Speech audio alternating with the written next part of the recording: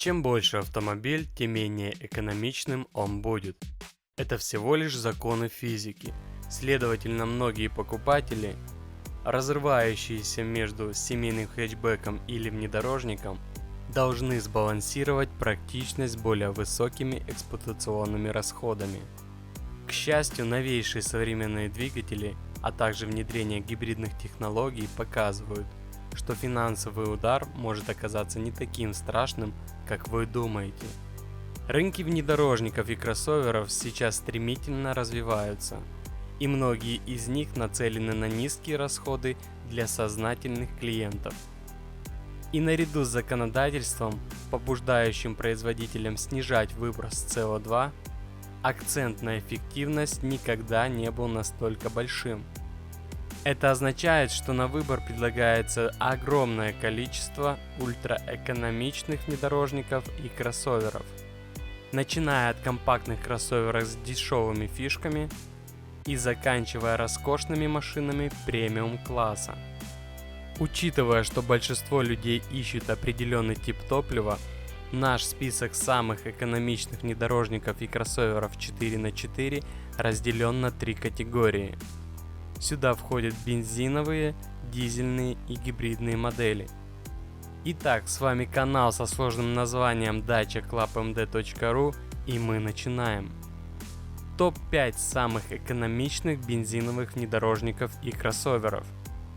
На 4-м месте Seat Arona с 1-литровым двигателем TSI на 95 лошадиных сил. Расход 4,83 литра на 100 км. Используя тот же двигатель, что и Skoda Kamiq, Seat Arona достигает впечатляющих 4,83 литра на 100 км в тесте WLTP, который сейчас является отраслевым стандартом. Хотя это супер эффективно, вы вряд ли заметите разницу в реальном мире, но те, кто выбрал Seat, будут вознаграждены прекрасно управляемым автомобилем. Также на 4-м месте Ford Puma с 1-литровым двигателем EcoBoost на 125 лошадиных сил. Расход 4,83 литра на 100 км. К сожалению, Ford не продается у нас сейчас, но он все равно попал в топ. Ford безусловно произвел сенсацию с новым Ford Puma. Это кроссовер на основе Fiesta, значит он хорошо ездит и доработан, а с литровым двигателем Ford EcoBoost под капотом он еще и очень эффективен. Puma потребляет 4,83 литра на 100 км, хотя есть умеренные гибридные версии, которые понизят эту цифру еще ниже. На 3-м месте Skoda Kamiq с 1-литровым TSI на 95 лошадиных сил. Расход 4,74 литра на 100 км. Skoda Kamiq является одним из лучших маленьких кроссоверов в продаже, чему в немалой степени помогла его эффективная линейка силовых агрегатов. Самым скромным из этой группы является 1-литровый бензиновый мотор, который расходует 4,74 литра на 100 км в своей наименее мощной версии. Покупатели, ищущие практичный автомобиль с приличным списком комплектаций, обращают внимание на Kamiq, хотя интерьер не такой роскошный, как у некоторых его конкурентов. На 2-м месте Citroën C4 Cactus с двигателем на 1,2 литра и 110 лошадиных сил. Расход 4,72 литра на 100 км. 2-е место также занимает автомобиль с двигателем PureTech. Citroën C4 Cactus предлагает расход 4,72 литра на 100 км от этой чуть более мощной версии трехцилиндрового двигателя PSI. Разгон от 0 до 100 км в час занимает 9,3 секунды, поэтому это более лучший результат, чем у многих других экономичных бензиновых двигателей в этом списке. C4 Cactus также может похвастаться удобной ездой и стильным дизайном. На 1-м месте Peugeot 2008 с двигателем на 1,2 литра и 100 лошадиных сил. Расход 4,52 литра на 100 км. Peugeot 2008 является одним из наших любимых кроссоверов, предлагая сочетание цены и качества с щедрым оборудованием, стилем и практичностью. Еще лучше то, что он может похвастаться низкими эксплуатационными расходами, с которыми не может сравниться ни один конкурент в этом классе, имея расход 4,52 литра на 100 км при оснащении бензиновым двигателем на 1,2 литра. Далее у нас идет топ-5 самых экономичных дизельных внедорожников и кроссоверов. На четвертом месте Renault Captur с дизельными двигателями на 95 и 115 лошадиных сил. Расход 4,5 литра на 100 км. Вот и пришел новый Renault Captur 2020 года, и он получил огромное улучшение по сравнению с предыдущим автомобилем с обновленным стилем, лучшим интерьером и более комфортной ездой. Он уникален в этом списке тем, что два варианта двигателя 94-сильный и 113-сильный вариант достигают тот же расход, равный 4 литра. Поскольку эффективность не обходится без затрат, мы бы выбрали 113-сильный дизель с механической коробкой передач. Также на четвертом месте Seat Arona с дизельным двигателем на 1,6 литра и 95 лошадиных сил. Расход составляет 3,99 литра на 100 км. Seat Arona – еще один автомобиль, который попал и в бензиновый, и в дизельный список. 1,6-литровый агрегат выдает 94 лошадиных силы и разгон от 0 до 100 км в час за 11,9 секунды. Поэтому, хотя он не будет устанавливать никаких рекордов скорости, расход топлива 4 литра на 100 км – это достойное усилие продажам. Что еще нужно отметить, так это то, что дизельная Arona тяжелее бензиновой и поэтому в поворотах чувствует себя немного менее проворно. На третьем месте Opel Crossland с турбодвигателем на 1,5 литра. Расход составляет 3,83 литра на 100 км. Те, кто не запал на блеск и гламур DS3 Crossback, предпочтут взамен Opel Crossland X. Ладно, управлять автомобилем не очень весело, но он находится в доступном диапазоне цен и обеспечивает всем необходимым.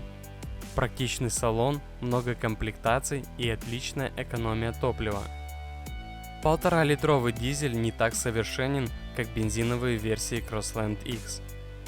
Но кто будет жаловаться, когда расход 3,83 литра на 100 км?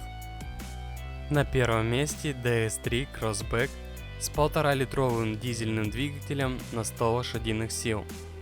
Если вы хотите кроссовер с лучшими ощущениями от вождения, тогда DS3 Crossback предоставит вам это.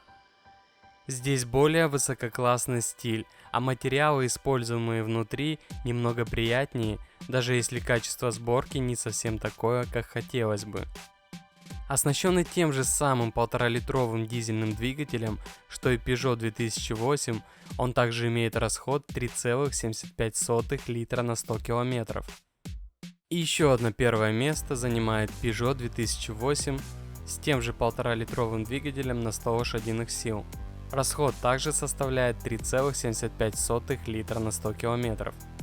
Ему было недостаточно получить звание самого экономичного бензинового кроссовера, и Peugeot 2008 также достиг максимальной эффективности использования топлива в своем классе с дизельным двигателем. 1,5-литровый 4-цилиндровый дизельный двигатель не такой бодрый, как бензиновый мотор на 1,2 литра, но расход составляет 3,75 литра на 100 км. И это безусловно лучшая ставка среди дизельных кроссоверов. Далее у нас идет топ-5 самых экономичных гибридных внедорожников и кроссоверов. На пятом месте гибридный Mitsubishi Outlander. Гибридный Mitsubishi Outlander является первопроходцем в гибридном царстве. Попав на рынок в начале 2013 года, и делает технологию относительно доступной. С тех пор он эволюционировал. С сегодняшним автомобилем он получает расход, равный 1,68 литра на 100 км, благодаря аккумулятору на 13,8 кВт-часов.